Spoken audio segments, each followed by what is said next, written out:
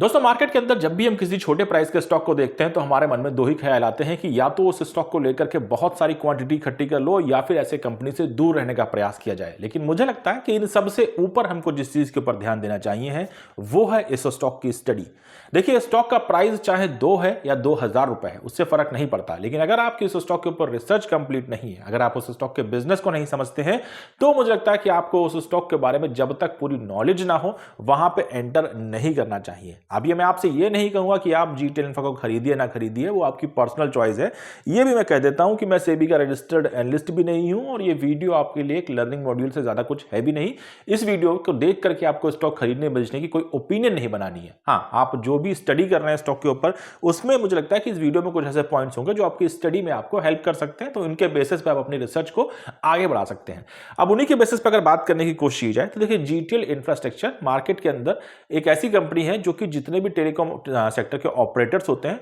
उनको services provide करती है। अब इनकी सर्विसेज में क्या क्या चीजें आती है? इनकी सर्विसेज में आपको देखने को मिलते हैं लैंड, उस लैंड के ऊपर लगा हुआ टेलीफोन का टावर, उसमें लगे हुए जितने भी प्रकार के आपके सिग्नल के जो ऑपरेटिंग होती है वो यानी कि पूरी की पूरी टेक्निकल सर्विसेज, साथ ही साथ जो वहां पे अप्रूवल्स होते हैं चाहे वो गवर्नमेंट के हो चाहे वो लोकल अथॉरिटीज के हो, वो सब कुछ प्रोवाइड करने का काम करती है। तो एक इस तरीके से आप चीजों को समझिए कि आपको एक बनाया बिजनेस का एक पूरा ऑफिस मिल रहा है, पूरा सब कुछ मिल रहा है, सेगमेंट मिल रहा है। आपको सिर्फ उसका जो किराया होता है, जो रेंटल पे करना है और वहां से मिलने वाली सारी सर्विसेज के ऊपर आप काम कर सकते हैं। तो इस प्रकार की जो फैसिलिटीज हैं वो प्रोवाइड करने का काम करती है जीटेल इंफ्रा। अभी किनको सर्विस प्रोवाइड करती है अगर इनको समझने की कोशिश की जाए तो ये जो टेलीफोन ऑपरेटर कंपनीज होती हैं उनको सर्विसेज प्रोवाइड करती है। टेलीफोन ऑपरेटर कंपनीज कौन है देश के अंदर इस समय? बात करते हैं यहां पे हम भारतीय एयरटेल के बारे में, बात करते हैं जियो के बारे में यानी रिलायंस जियो के बारे में, फिर आता है बीएसएनएल भारत संचार निगम लिमिटेड और उसके बाद में आता है वोडाफोन आइडिया। एयरटेल को मैं इससे दूर रखना चाहूंगा। रीजन ये है कि एयरटेल के पास में अपना सर्विस प्रोवाइडर है तो वो किसी प्रकार की सर्विसेज को बाहर से नहीं लेकर के आता है। इसके अलावा जो भी तीनों मैंने ऑपरेटर्स आपके साथ में डिस्कस किए हैं वो तीनों जो हैं जीटेल इंफ्रा के साथ में काम पास्ट में भी कर चुके हैं, अभी भी करते हैं। और ये सर्विस प्रोवाइडर कंपनी मार्केट के अंदर इतनी बड़ी है, अगर इसके बारे में बात करने की कोशिश की जाए तो देश में तकरीबन 27 से 28 हजार टावर्स इस कंपनी पे लगे हुए हैं। इसी कंपनी के लगे हुए हैं जो कि इन्हीं के द्वारा एक्वायर किए गए लैंड के ऊपर लगे गए हैं, इन्हीं के द्वारा उन पर सर्विसेज प्रोवाइड की जाती है। लेकिन ऐसा नहीं कि सारे के सारे जो टावर्स हैं आपको एक्टिव देखने को मिलेंगे, इसमें आधे से ज्यादा इस समय आपको बंद दिखेंगे। रीजन ये है कि कुछ सालों पहले अगर बात की जाए 2014-15 तक की, तो यहाँ पे देश के अंदर कई सारी टेलीकॉम सर्विस प्रोवाइड करने वाली कंपनीज काम करती थी। लेकिन उसके बाद में मार्केट के अंदर कहीं ना कहीं एक मोनोपोली आई जियो की, जिससे बहुत सारी कंपनीज मार्केट में शट डाउन हो गई। तो जो भी पास में कंपनीज थी जिसमें एयरसेल भी था, यूनिनॉर भी था और तमाम ऐसे नाम है जो मेरे दिमाग में नहीं आ रहे हैं, उन सब कंपनीज के भी जो सर्विसेज थी वो यही कंपनी प्रोवाइड करती थी। लेकिन क्योंकि वो कंपनीज अचानक से बंद हुई, कुछ कंपनीज बैंक करप्ट हुई, को अपना बिजनेस लेकर चली गई, किसी में कुछ और दिक्कतें आई, तो क्योंकि कंपटीशन से बाहर हो गई तो उनका बहुत सारा ड्यू था जो जीटेल इंफ्रा के ऊपर था। यानी कि जीटेल इंफ्रा को बहुत सारा पेमेंट मिल रहा था उन सभी सर्विस प्रोवाइडर कंपनीज से, लेकिन वो कंपनीज क्योंकि बैंक करप्ट हो गई तो जाहिर सी बात है कि उनकी लायबिलिटीज जो है वो लगभग शून्य हो गई। और ये इस कंपनी के लिए एक बड़ा झटका बनकर के आया, जिसकी वजह से कंपनी जो थी लगातार सर्विसेज प्रोवाइड करने के बाद में अपने आप को डेट में ले आई और काफी ज्यादा कमजोर फंडामेंटल्स पे देखने को मिली। यही कंपनी जो आज हमको 2 रुपए के प्राइस पे देखने को मिल रही है, एक समय ऐसा भी था ये कंपनी 100 रुपए के ऊपर के भाव पे भी चलती दिखाई पड़ती थी। अब अगर इस स्टॉक के अंदर या इस कंपनी के अंदर किसी प्रकार की हम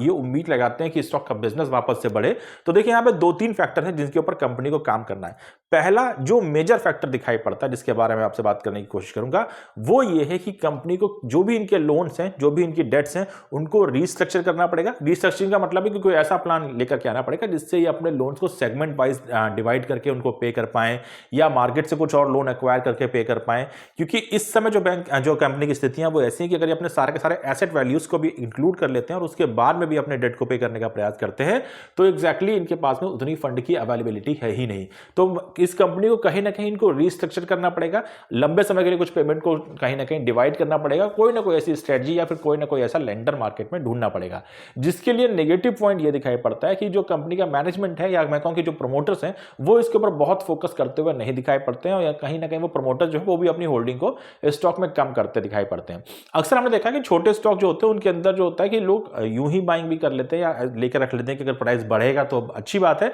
नहीं बढ़ेगा तो बहुत पैसा नहीं डूबेगा। तो वो स्ट्रैटेजी सही या गलत कुछ भी हो सकती है, लेकिन मुझे लगता है कि थोड़ा सा वहां पे आपको परसेंटेज का ध्यान रखना चाहिए कि बहुत ज़्यादा पैसों के साथ में ऐसे स्टॉक के अंदर नहीं आना चाहिए। ब्लू चिप कंपनीज अलग होती हैं जिनमें आपको भले ही कम रिटर्न मिले, लेकिन हाँ वहाँ पे चांसेस कम होते हैं, रिस्क कम होते हैं, लेकिन ऐसी कंपनीज के अंदर थोड़े से रिस्क ज़्यादा हो जाते हैं जिसके फंडामेंटल्स हमको मार्केट के अंदर कमज़ोर दिखाई पड़ते हैं। तो ये इसकी स्थितियाँ हैं। अब अगर यहाँ पे हम लोग पॉजिटिव्स को देखने की कोशिश करें तो पॉजिटिव में यही है कि देखिए जो टेलीकॉम सर्विस का जो क्षेत्र है इसके अंदर हमको लगातार उम्मीदें दिखाई पड़ रही हैं कि यहाँ पे हमको बहुत ग्रोथ देखने को मिल सकती है, जिसके पीछे मेन कारण इंडियन गवर्नमेंट जो लगातार कनेक्टिविटी के ऊपर फोकस कर रही है, क्योंकि देश को अगर आत्मनिर्भर बनना है तो जाहिर सी बात है कि यहाँ पे आपको बहुत सारी चीजों को कहीं ना कहीं देश के अंदर कनेक्ट करना पड़ेगा। फिर जो देश के आसपास की जो एशियन कंपनीज हैं या मैं कहूँगा एशियन कंट्रीज हैं या फिर जो बाकी कंट्रीज हैं वो सब आपके साथ में 6G 7G सर्विसेज के ऊपर काम बात करती दिखाई पड़ती हैं। इंडिया अभी भी 5G सर्विस को देश के अंदर पूरी तरीके से लॉन्च नहीं कर पाया, तो अभी भी देश के अंदर कह सकते हैं कि टेलीकॉम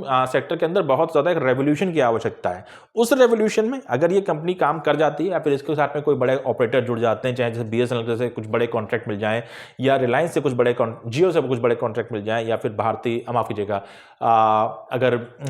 वोडाफोन आइडिया से इनको कुछ बड़े कॉन्ट्रैक्ट मिल जाए तो ये उम्मीदें दिखाई पड़ती है कि कंपनी के प्रॉफिट ज्यादा होंगे और ये अपनी डेट को पे कर पाएंगे और कहीं ना कहीं कंपनी जो अभी लॉस बना रही है वो प्रॉफिट बनाना शुरू कर देगी। तो ये कुछ बेसिक चीजें हैं जो अगर कंपनी के साथ में अप्लाई हो जाती है तो कंपनी फायदे में चली जाएगी। लेकिन हमको ध्यान रखना पड़ेगा कि इसके लिए पहली जो पहल है, जो फर्स्ट स्टेप है, वो कंपनी के मैनेजमेंट की तरफ से आना चाहिए। तो जब तक मैनेजमेंट की तरफ से कोई पॉजिटिव रिस्पॉन्स नहीं आता है, कंपनी इन्हीं प्राइस के ऊपर हमको झूलती या फिर मैं कहूंगा कि स्ट्रगल करती हुई दिखाई पड़ सकती है। ऐसे समय में आपको स्टॉक खरीदना है या नहीं खरीदना ये आपकी अपनी मर्जी है, लेकिन हाँ जो स्थितियां हैं उनको समझने का प्रयास कीजिए कि पहली पहल जो होगी इस स्टॉक के अंदर या इस कंपनी के अंदर किसी भी प्रकार की ग्रोथ की, वो तभी आ सकती है जब कंपनी का जो डेट है, जो इनका लोन है, उसके ऊपर किसी प्रकार का कोई ऐसा प्लान बनाया जाए जिससे उस लोन से छुटकारा मिल सके, उस लोन को लंबे समय तक कहीं ना कहीं इंस्टॉलमेंट्स के आधार पर बनाया जा सके और फिर उस लोन को पे किया जा सके। क्योंकि यूजुअली होता क्या है, अगर आप एक हैवी लोन के साथ में काम कर रहे हैं और वहां पे अगर आप मिनिमम पेमेंट करते हैं तो वो मिनिमम पेमेंट के डिडक्शन के बाद में आपके पास में इतना रेट ऑफ इंटरेस्ट चढ़ जाता है, उतने ज्यादा पेनल्टी चढ़ जाती है कि आपका अमाउंट लमसम सेम ही रह जाता है।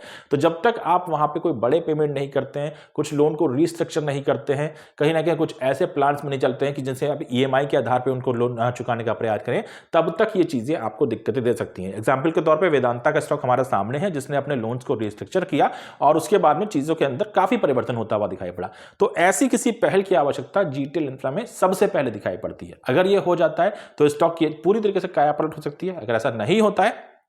तो इसका भविष्य क्या होगा, ये एक बड़े सवालों के घेरों में है। अब ये वो स्थितियां हैं जो आप अपनी स्टडी में जरूर शामिल कीजिएगा। बाकी स्टॉक खरीदना है नहीं खरीदना है, आपको अच्छा लगता है खराब लगता है, ये आपकी अपनी पर्सनल चॉइस है, वो आप उसके आधार पे डिसाइड कर सकते हैं। चाहे तो अपने जो भी आपके फाइनेंशियल एडवाइजर्स हैं उनसे चीज़ों को डिस्कस कीजिए, क्योंकि पैसा जब आप लगा रहे हैं तो जाहिर सी बात है कि किसी फाइनेंशियल एडवाइजर से भी आप चीज़ों को डिस्कस कीजिए। हाँ, आप चाहें तो रिसर्च में इन पॉइंट्स को अपनी रिसर्च में शामिल करने का प्रयास जरूर कर लीजिएगा। लेकिन फिलहाल मैं इस वीडियो को एंड करूंगा। Thank you so much, have a nice day.